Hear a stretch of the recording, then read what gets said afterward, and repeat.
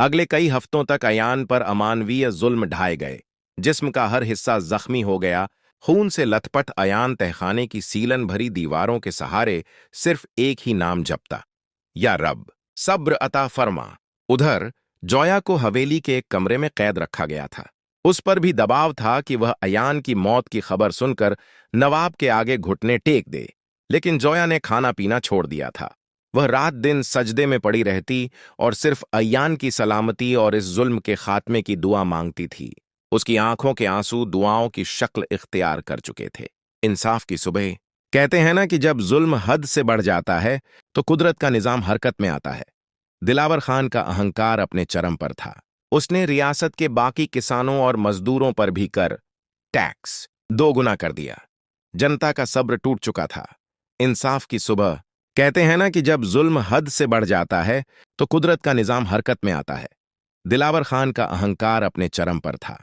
उसने रियासत के बाकी किसानों और मजदूरों पर भी कर, टैक्स दोगुना कर दिया। जनता का सब्र टूट चुका था।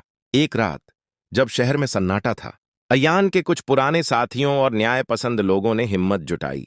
उन्होंने नवाब के जुल्म के खिलाफ बगावत का बिगुल फूंक दिया।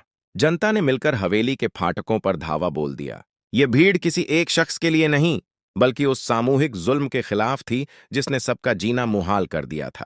भीड़ ने तहखाने के ताले तोड़ दिए। अय्यान को जब बाहर निकाला गया तो उसका जिस्म लहूलुहान था, लेकिन उसकी आंखों में वही चमक थी। अय्यान ने अपनी आखिरी ताकत बटोरी और सीधे दरबार कक्ष की ओर बढ़ा, जहां दिलावर खान अपनी तलवार लेकर अकेला खड़ा था। दिलावर खान अय्यान को जिंदा देखकर कांप उठा। उसे लगा कि कोई रूहानी ताकत आ गई है। अय्यान ने उसके करीब जाकर कहा, खान, मैंने कहा था ना, जुल्म की उम्र छोटी होती है।